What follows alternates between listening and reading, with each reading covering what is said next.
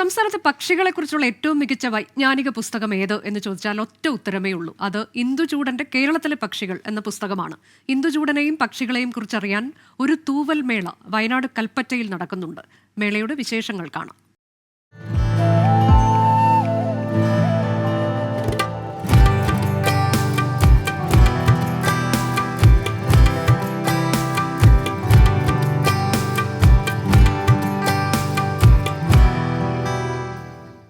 അധ്യാപകനായും ഗവേഷകനായും പക്ഷി നിരീക്ഷകനായും എഴുത്തുകാരനായും നിറഞ്ഞ കെ നീലകണ്ഠൻ എന്ന ഇന്ദുചൂടന്റെ ഓർമ്മകളുടെ വീണ്ടെടുപ്പാണ് തൂവൽ മേള. പക്ഷികളുടെ വഴിയിടങ്ങളിൽ അദ്ദേഹം സമർപ്പിച്ച ജീവിതം ഒരു പാഠം കൂടിയാണ്. പക്ഷി സ്നേഹികളുടെ സംഗമമാണ് കൽപ്പറ്റ SKMJ സ്കൂളിൽ നടക്കുന്നത്.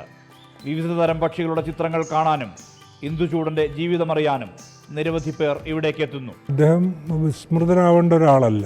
പാരിസ്ഥിതിക അവബോധം നഷ്ടപ്പെട്ട അല്ലെങ്കിൽ വേണ്ടത്ര ജനങ്ങളിൽ ഇല്ലാതിരിക്കുന്ന ഒരു സമൂഹത്തിലേക്ക് ഒരു ഉണർത്തിയെടുക്കലാണ് ആ ഒരു പുസ്തകത്തെയും അതിലുൾക്കൊള്ളുന്ന ആശയത്തെയും. ജീവിതം മുഴുവൻ ഇതിനു വേണ്ടിയിട്ട് നീക്കിവെച്ച ഒരു മനുഷ്യനെ വീണ്ടും ഈ പുതിയ തലമുറയുടെ മുന്നിൽ അവതരിപ്പിക്കുക എന്നുള്ളതാണ് ഇതിൻ്റെ പ്രധാന ഉദ്ദേശം. ഞാറ്റുവേല കൂട്ടായ്മയും ഇന്ദുചൂടൻ ഫൗണ്ടേഷനും ചേർന്നാണ് ചിത്രപ്രദർശനവും അനുബന്ധ പരിപാടികളും ഒരുക്കിയിട്ടുള്ളത്.